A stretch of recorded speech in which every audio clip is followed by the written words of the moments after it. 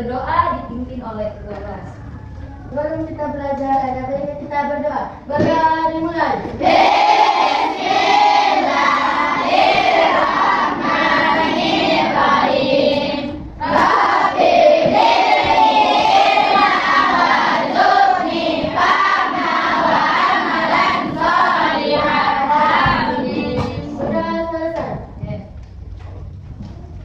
Jadi sebelum kita masuk ke materi pelajaran, biar kita semangat memulai pelajaran, kita ice breaking dulu ya. Iya, Ustazah.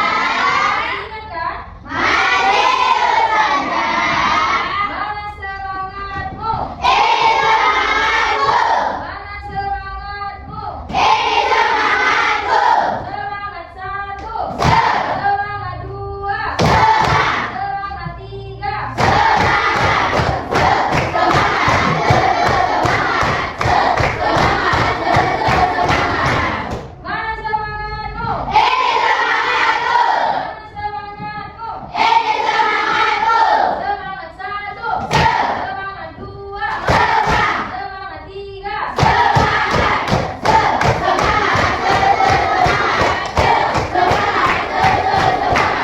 Oke, berarti sudah semangat ya? Nah, luar biasa. Oke, jadi saya mau tanya, pernah nggak kalian merasa disakiti oleh orang lain? Berarti kalian punya perasaan namanya kan? Iya. Kita merasa disakiti berarti memang benar-benar bisa. Nah, bisa merasa disakiti. Nah, jadi setelah disakiti oleh orang lain itu, apa yang kalian lakukan? Bersabar. Ada lagi selain bersabar. Dendam. Nah, jadi itu adalah akhlak tercela. Jadi materi kita hari ini adalah ya, benar sekali. Akhlak tercela yaitu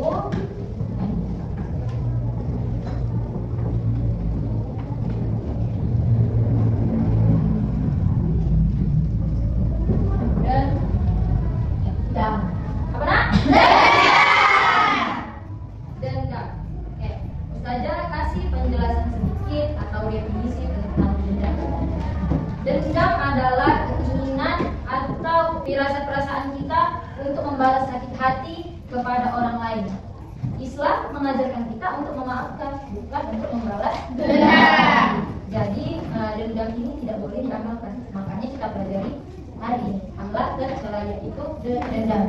Jadi Ustazah mau kita membuat diskusi berkelompok. Ada berapa ini? 1, 2, 3, 4. Membahas tentang apa itu dendam, penyebab dendam, cara menghindari dendam. Jadi Ustazah akan membagikan per kelompok. Oke, masuklah kita ke pembagian kelompoknya. Nah, ini saya bagi langsung aja ya. Tahu kan? Jadi kelompok 1, kelompok 2, kelompok 3, kelompok 4. Jadi ada 4 kelompok. Jadi per kelompok itu Ustazah akan bagikan ada masing-masing satu pertanyaan yang berbeda. Itu yang akan kalian diskusikan dengan kelompok kalian. Jadi ini saya tuliskan dulu di papan tulis ya.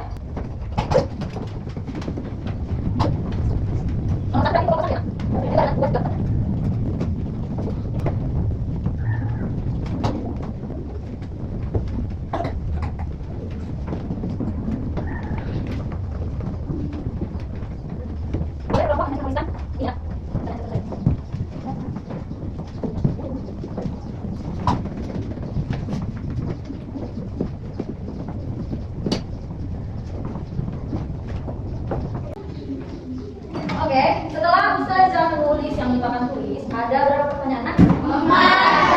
Kalian ya terbagi dari 4 kelompok Ustazah bagi. Jadi pertanyaan yang pertama ini untuk kelompok 1, pertanyaan kedua untuk kelompok 2, pertanyaan ketiga untuk kelompok 3. Begitu juga keempat untuk yang keempat. Jadi Ustazah mau kalian mendiskusikan keempat pertanyaan tadi. Setelah kalian diskusikan bersama teman-teman sekelompok, kalian mempresentasikan ke depan, tapi hanya 2 orang saja yang maju ke depan untuk mempresentasikan hasil diskusi kalian. kerja kelompok kalian. Bisa dipahami? Bisa saja. Mulai sekarang sudah bisa berdiskusi dengan teman kelompok. Wah, berdiskusi ya, jangan bekerja kelompok tapi sendiri. Berdiskusi. Apa? Jangan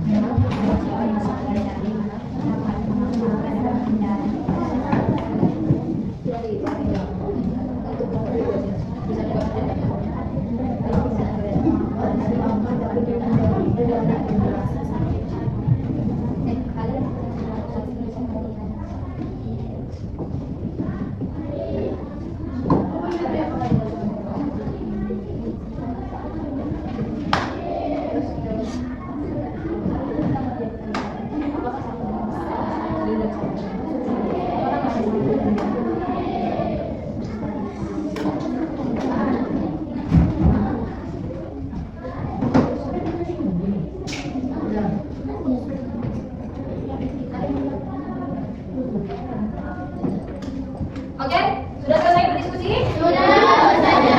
Oke, jika sudah selesai, nanti saya akan menyuruh masing-masing kelompok maju untuk mempresentasikan hasil diskusi kalian. Oke, jadi saya mau dari kelompok pertama aja ya. Jadi untuk kelompok pertama, 2 orang maju mempresentasikan hasil diskusi kalian. Ini silakan, Mas.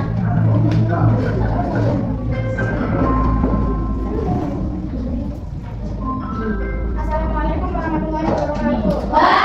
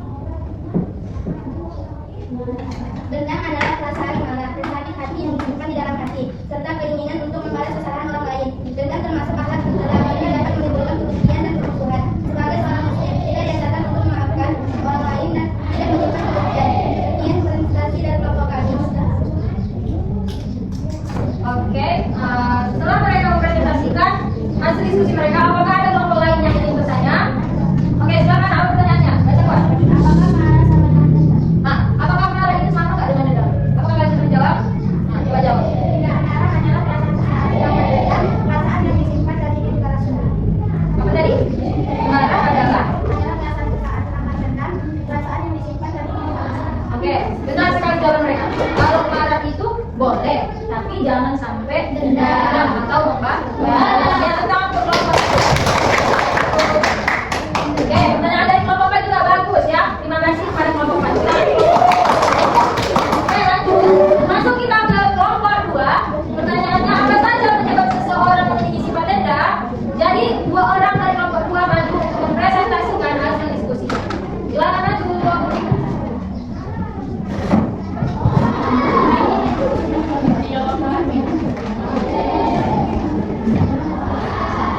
Bacakan ya, Nak. Assalamualaikum warahmatullahi wabarakatuh. Waalaikumsalam warahmatullahi wabarakatuh. Kami dari kelompok 2 akan mempresentasikan tentang penyebab sifat dendam. Penyebab seorang memiliki sifat dendam. Lain Dengarkan ya, Nak. tidak mau memaafkan dan kurang sabar. Selain itu, dendam juga muncul karena seorang yang belum memahami pentingnya memaafkan dalam ajaran Islam. Oleh karena itu, kita harus belajar bersabar dan memaafkan kesalahan orang lain. Oke, setelah kelompok 2 mempresentasikan, apakah ada yang ingin bertanya kepada kelompok 2? Ada yang ingin bertanya? Oh, silakan kelompok 1 bertanya. Mengapa kurang sabar dapat menyebabkan dendam? Karena orang yang tidak sabar cenderung mudah marah dan sulit menerima kesalahan orang lain, sehingga menimbulkan keinginan untuk membalas. Oke, jawabannya benar sekali ya. Kita harus melatih kesabaran agar terhindar dari sifat dendam. Ya, benar jawaban mereka. Jangan dijawab. Pertanyaan dari kelompok 1 juga bagus. Tentang kelompok 1. Oke, silakan. Kelompok 3, presentasikan apa dampak buruk dari sifat dendam. 2 orang silakan maju.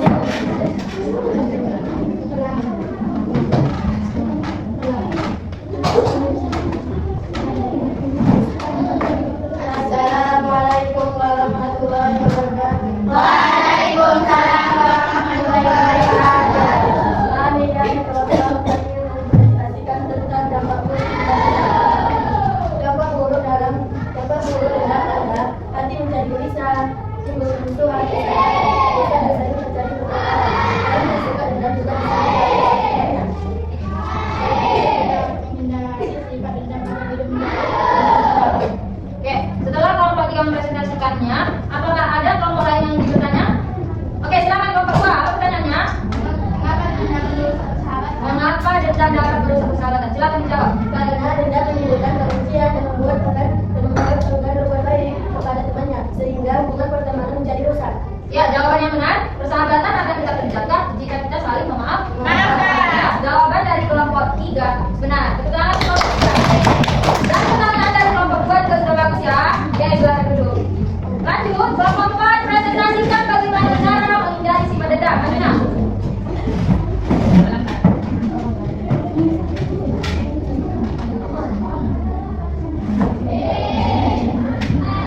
Assalamualaikum warahmatullahi wabarakatuh. Waalaikumsalam warahmatullahi wabarakatuh.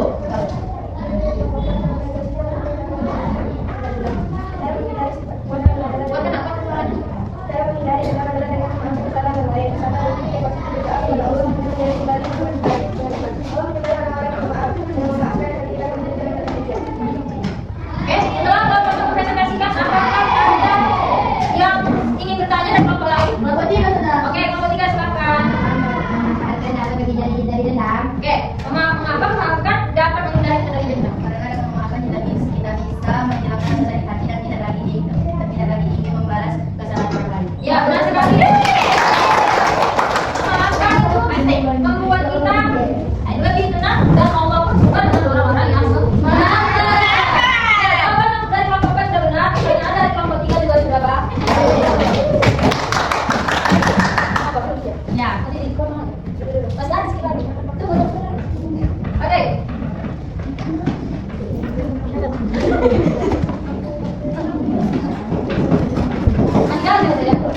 Oke, jadi setelah tadi kita sudah berdiskusi, membuat presentasi ke depan, jawaban dan presentasi kalian, pertanyaan kalian sudah bagus.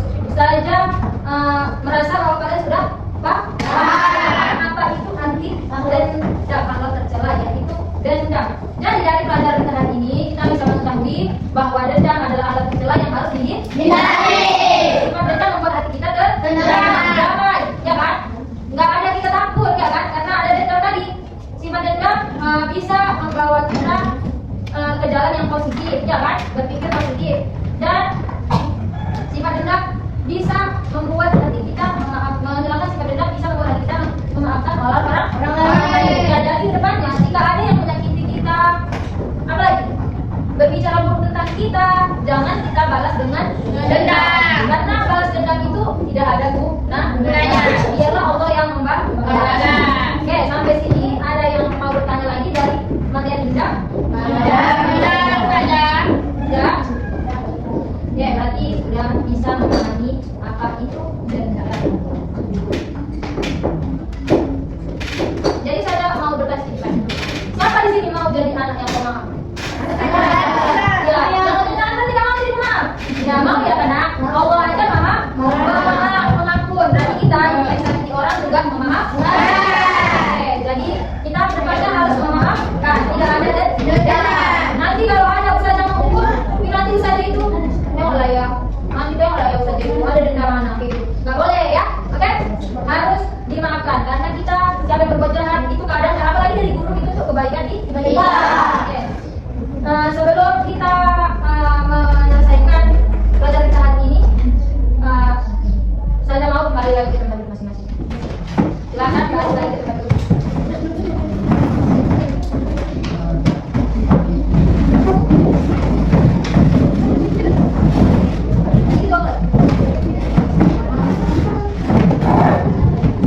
Oke, sebelum kita menutup pelajaran kita pada hari ini, ada baiknya kita berdoa setelah belajar. Masih ada setelah belajar? Masih, Ustazah. Oke, mari berdoa satu dua. Berdoa mulai. Bismillahirrahmanirrahim. Subhanallahumma wa bihamdika asyhadu an la ilaha illa anta wa astaghfiruka wa atubu ilaik. Amin. Berdoa selesai. Oke, jadi kedepannya semoga kita bisa mengamalkan akhlak-akhlak yang Baik. dan semoga ilmu yang kita dapat hari ini bisa bermanfaat, bisa diamalkan dan bisa menjadi keberkahan dalam ilmu kita pada hari ini. Oke, saya tutup dengan wassalamualaikum warahmatullahi wabarakatuh.